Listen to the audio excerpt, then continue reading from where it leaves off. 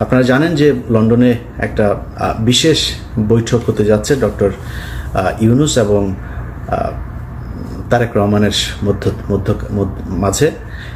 এই বৈঠকটা নিয়ে নানান ধরনের ষড়যন্ত্র শুরু হয়েছে এরই মধ্যে। এখানে সরকারের ভেতরে একটা পক্ষ আছে, যেই পক্ষটা দুই দিকে খেলার চেষ্টা করে। এর মধ্যে সবচাইতে বড় গালসাপ হচ্ছে আসিফ নজরুল এবং মনির হায়দার।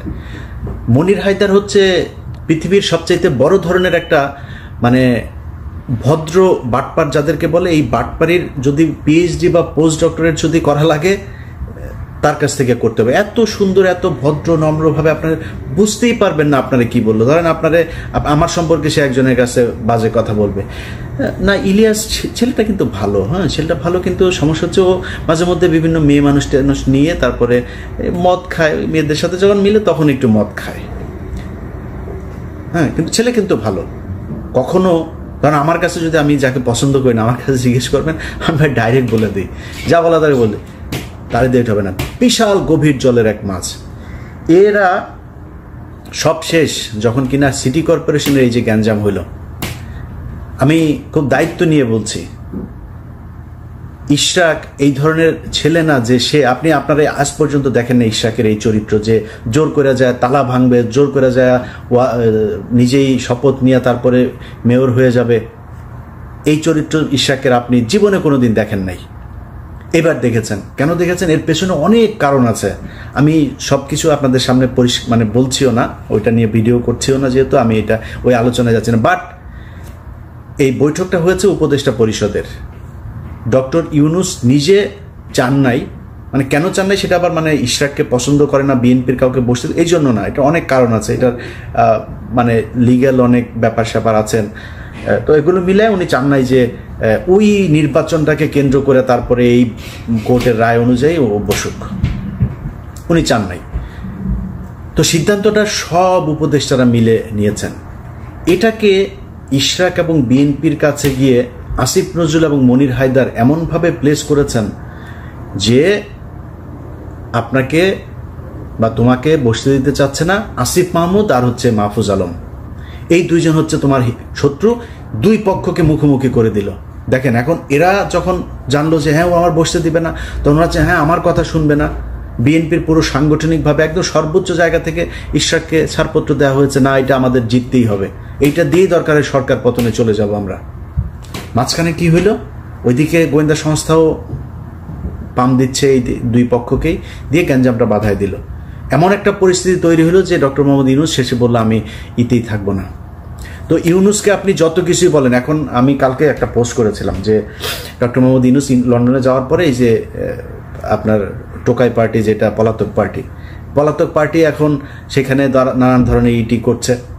সারা জীবন বিএনপির কাছে কিন্তু লন্ডনে সারা জীবন মার খেয়েছে ওইখানে, এবার তারা বিশাল আকারে। তো আমি এটা পোস্ট করেছিলাম যে বিএনপির উচিত ডক্টর মোহাম্মদ ইউনূসের ইয়েতে থাকা। তো বিএনপির অনেক মানুষজন আবার এটাকে করেছেন যে বিএনপি এখন কেন থাকবে, বা বিএনপি এই জন্যই থাকবে কারণ এই ডক্টর মোহাম্মদ ইউনূস যদি নাকি এই গত 10 মাস না থাকতো তাহলে পরিস্থিতি অন্যরকম হইতে পারতো। সেটা কাইন্ড অফ আমছালা সব যাওয়ার মতো অবস্থা হইতো। আবার স্টুডেন্টদের সাথে আপনি দুর্নীতি করছে, এই যে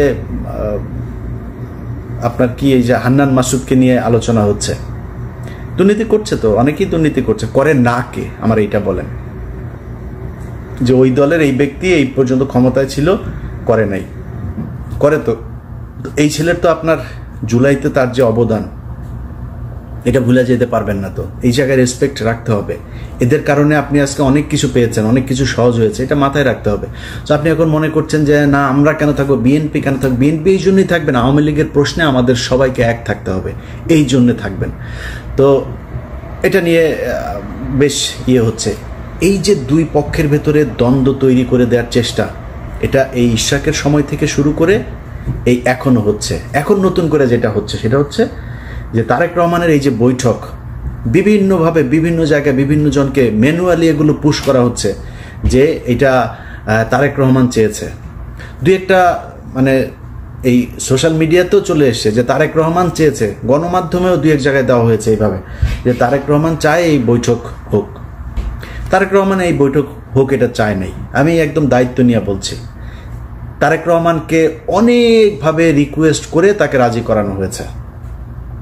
স্থায়ী কমিটির সদস্যের বিভিন্ন জনের কাছ থেকে একাধিক উপদেষ্টা গিয়ে তারপর তারেক রহমানকে রাজি করানো হয়েছে, তারপরে তারেক রহমান রাজি হয়েছে।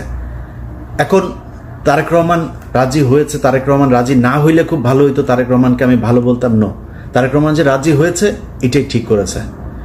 এবং যারা প্রপোজাল দিয়েছে, উপদেষ্টারা হোক, ডক্টর ইউনূস হোক, যারা প্রপোজাল দিয়েছে ভাই ছোট হয়ে যায়নি তারা। আমি মনে করি যারা প্রপোজাল দিয়েছে তাদের পক্ষেই থাকা উচিত, সেই ভালো কাজ করেছে।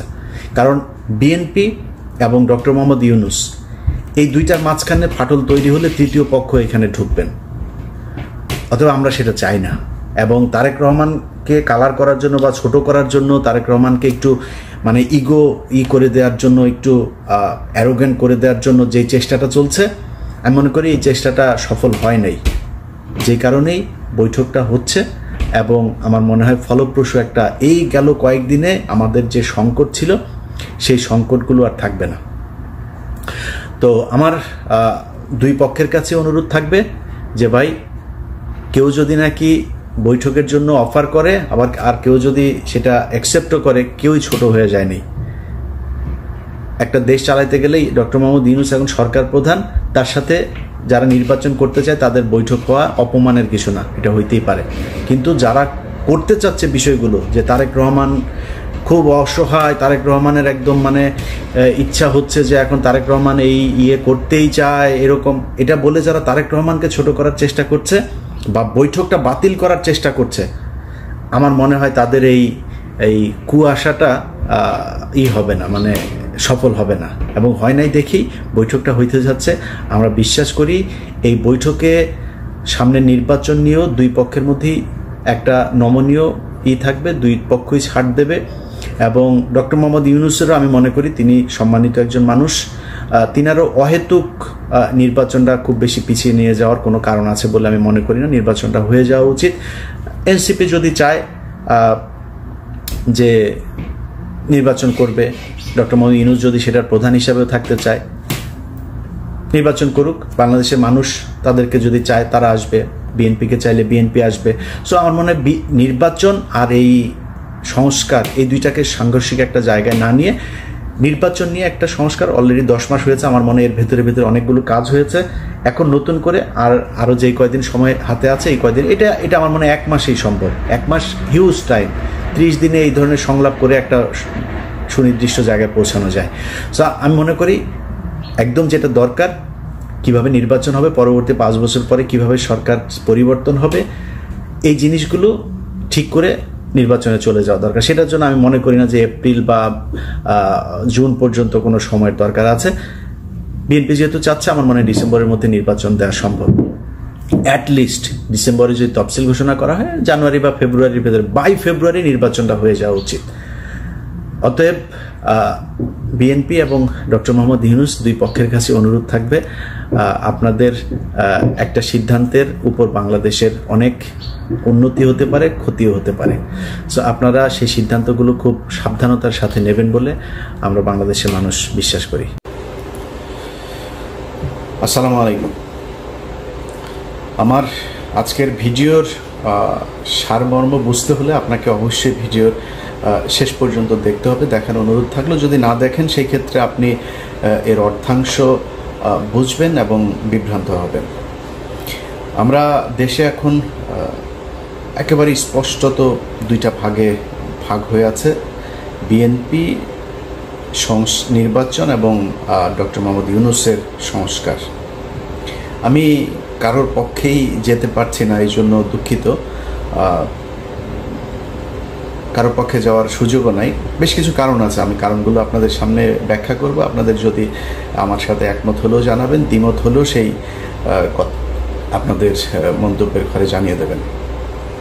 প্রথমত ধরেন, আমি নিজে, আমার ব্যক্তিগতভাবে আমি নিজে চাই যে এখন এই মুহূর্তের কথা যদি বলি, তারেক রহমান ক্ষমতায় আসুক এবং বিএনপি ক্ষমতায় আসুক সামনের নির্বাচনে।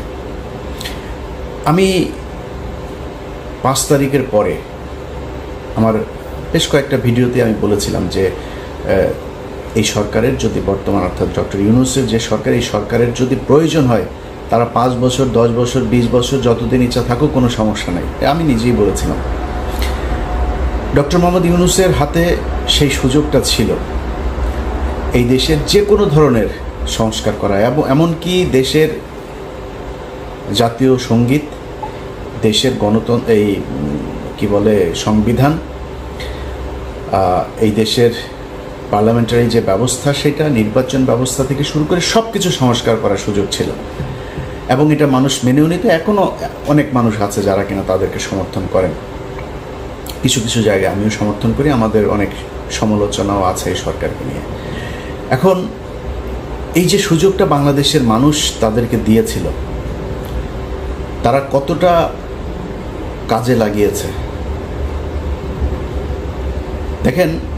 5 তারিখের পরে আপনাদের একদম খুব বড় আকারের যে বিষয়গুলো নিয়ে খুব আলোচনা হয়েছে সেটা নিয়ে যদি বলি, ধরেন এই দেশের মানুষ ভারতের ব্যাপারে প্রচণ্ড রকমের সচেতন এখন, এবং তারা ভারতের যে কোনো ব্যাপারে তাদের জীবন দিতেও প্রস্তুত আছে।